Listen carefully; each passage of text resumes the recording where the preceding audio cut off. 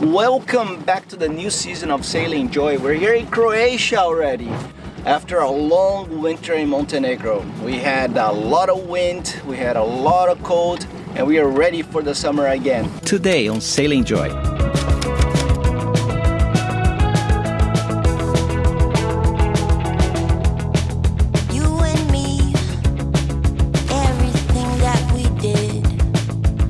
O Cula vem se aproximando lentamente, vai tomar a posição de primeiro. Surely but slowly, we see Cula reaching Joy after a slow start.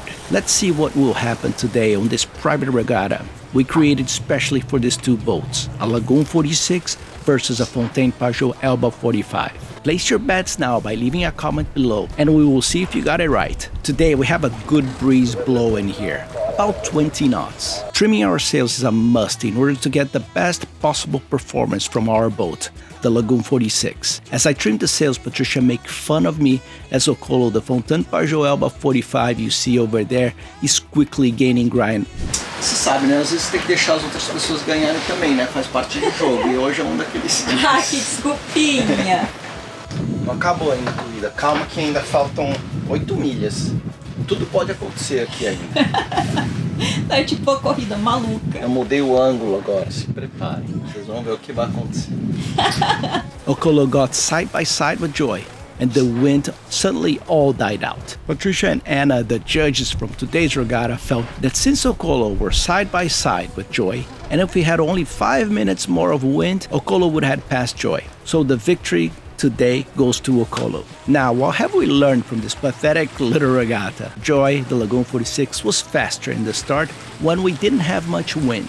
But as the wind started to increase, the Fontaine Pajot gained ground, was clearly faster than the Lagoon 46. Now, since we take our regattas very seriously around here, Patricia was producing the medals for the winter ceremony that will take place later on. Now, with the engines on, we motored to our anchorage for the evening, which was located very close to the town of KORCULA, here in Croatia. So we could spend the night over there and next morning move towards a sheltered bay, where we planned to be anchored for at least a week, waiting for some bad weather to reach us. We quickly jumped into land and went for a quick tour of the city of KORCULA, which is located still in the southern portion of Croatia. We wanted to walk on the streets. Quanto custa essa marina aí? 287 euros por noite.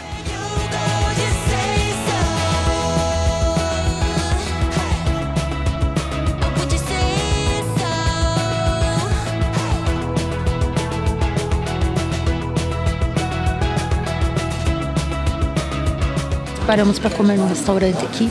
Aí a gente pediu hoje um prato que chama pastiçada, que é uma carne cozida com molho agridoce, tipo um nhoque assim, mas é muito gostoso, segundo os nossos amigos daqui, né? Eat at a good local restaurant, drink the local famous posip wine, and of course, save some space for the best part, the ice cream. You see, I have never met a person that likes ice cream more than Patricia. Everywhere we go, she already has a list of the ice cream places that we must visit. So in KORCULA was no different. We really enjoy visiting KORCULA. It's calm here. And actually, you wanted to stay longer. But when you live on a boat and you know a big storm is about to hit, you need to be prepared. And we knew that soon it was going to arrive. Our first strong storm of the season, or at least that was what was forecasted. The forecast was showing lots of rain and strong winds, so we needed to be back at Joy. It was not before long that we arrived that it started rain. Forecast was for non-stop rain for a couple of days. Living at Joy definitely helped us see and do things in a different way. A perfect example of that is how we treat our water and electricity around here. In terms of water, here at Joy we have 2 tanks that can store 300 liters each. And in order to produce that water, we have a water maker. Our water maker is dual voltage, so we can use the water maker plugged directly into the batteries, or we can use it 220 volts whenever we have generators on. So why am I telling you all of that? Because during days like this that you don't have a whole lot of sun, the solar panels are not producing any energy that can charge the batteries. So using the water maker will totally deplete our batteries. So making a long story short, why not collect water from the rain? But I don't have a lot of things here at Joy, so I have to be creative. Let's see what I can come up with so I can collect that precious water that comes from the sky. And this is where our water maker is located, on our port side engine compartment. So the water maker that we have here is capable of producing about 100 liters of water every hour, and utilizes two ways of energy to produce this water. One is the 12 volts, which is the energy that comes from the batteries, and the other way is the 220, which is the energy that whenever we are like in a marina, for example, you're plugged in, of course, or whenever you have your generator on. Pretty much what happens is the water will come from the sea on this filter, will pass through this filter here, through those lines here, all the way back here to those membranes that will turn the seawater into fresh water. Here you have like the pump and everything else, and here is the regulator that will put the pressure into the pump in order to produce that, convert that water, that seawater, into fresh water. Here on the chart plotter, you can see our anchor track at the bay where we're located. The wind is still a bit shy, and we only see about 10 knots right now. As we're sheltered, the wind is coming from behind us, making this place heaven for us and super protected for the night. We're crossing our fingers to have a very good night of sleep.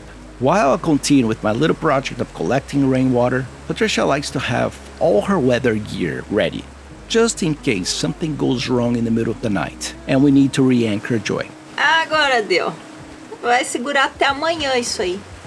Vamos ver aqui quanto que ele... Olha, tava 78 a hora que ele começou, agora tá 82. We had a great night with no surprises. Even my water collecting thing I fabricated out of water gallon and tape was not blown away. It worked okay and served its purpose, although Patricia was not very impressed about how it looked and was kindly making fun of me for doing it.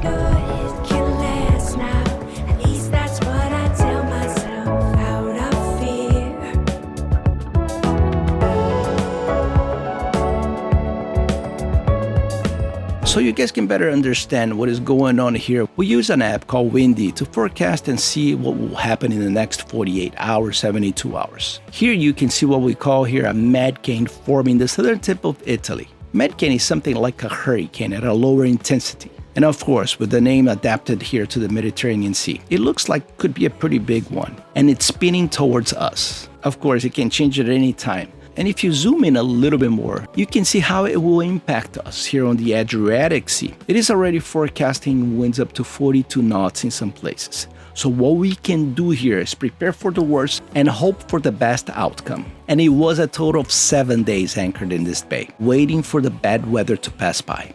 E falta 24 horas antes do ciclone atingir aqui exatamente onde estamos. In summary, we were pretty lucky, and the strong winds never did arrive. We only got lots of rain. Usually it's the other way around. This time, we were lucky. Once the bad weather was behind us, it was time for the temperature to start to rise. The sun came out strong, and we decided to get some of our toys ready around here. While I get the stand-up paddles out of the locker room to get inflated, Patricia raced to get her net to try to collect some dirt out of the water that was brought in by the storm. Not that she will be able to clean the entire ocean here, but I guess she feels she's contributing a bit with this nice gesture.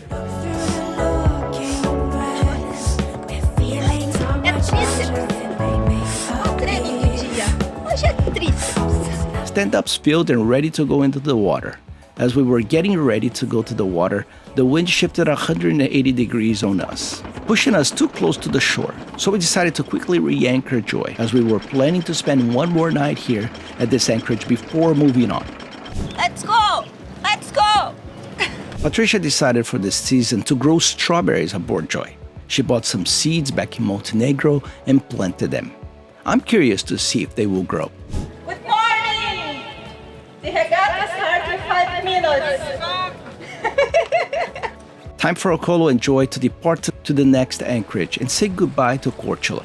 We truly enjoy cruising around with friends. It makes it all so much more fun. We slowly pass by KORCULA once again. Our destination today will be a very small island called Sulum that we will have for the first time to tie up Joy to a tree or a rock. And honestly, I was a bit worried about doing it for the first time. Today, as we don't have much wind, we decided to raise our biggest sail at Joy, the Jenniker, so we could glide through the water a bit faster. Before long, we were there, and the work of tying up Joy to a tree started. We got this yellow floating cable for this purpose.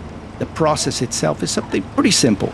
You throw the anchor forward, reverse the boat closer to the rocks, tie the yellow cables to the tree, and you're ready to go. In theory, it should be a quick job, but as everybody knows, the first time you do anything in life, it does not come out as simple as you have imagined. So for us, it was no different. We got the yellow line all tangled up. Patricia got a little stressed out with the process, but as I always say, at sea you have two options. One is for sure to get stressed out about the things that goes wrong, and it will go wrong. Morri? Meu Deus do céu, isso aqui é muito cansativo, odiei. Desnecessário ter que amarrar o barco na pedra. Não quero mais brincar disso, não. And the other option, which I prefer, is to take your time, try to learn and enjoy from the process, as it will not be the last time you will do it. And I went out to help our friends to do the same. All of this made us very hungry, so it was time to take a nice steak out of the fridge to get it ready. On this island, we noticed there was a small house in the middle of it, so we went to land to check it out. Me sentindo no filme do Lost aqui. To understand if anyone lived there, we were surprised to find an old barbecue there. Vambora.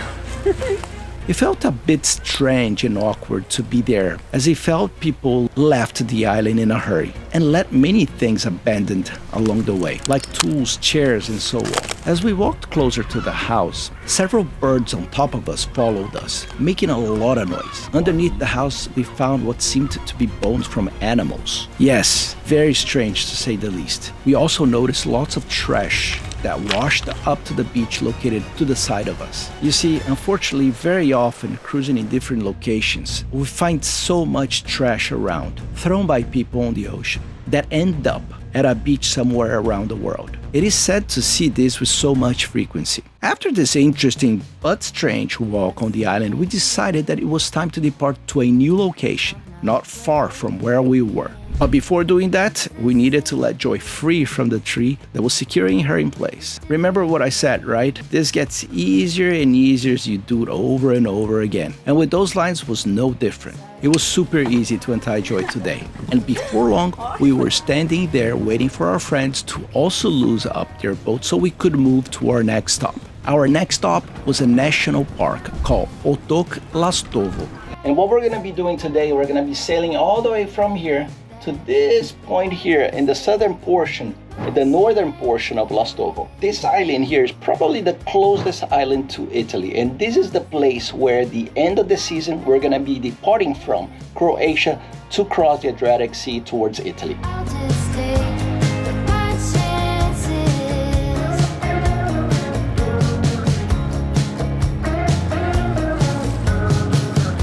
We're gonna go after the submarine bunkers and a lot of the military bases that were here in this island to uncover. So we're gonna walk, so let's go.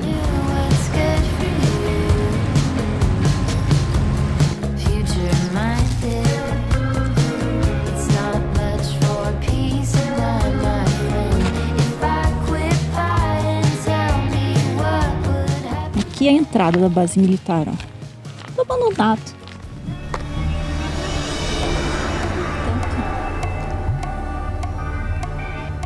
Ali é o hospital. Não, hospital não quero ir, não. Não. Tá doido, tá tendo muito fantasma ali, sai fora.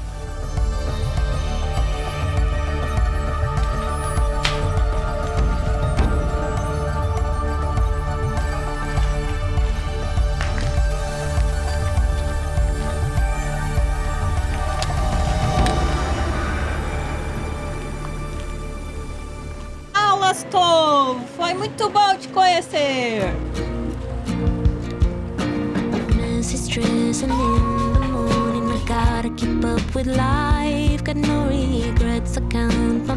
Patricia is super excited about getting her new friend on the water. Let's see how this will work out. Meet Felicia, our new mascot aboard Joy.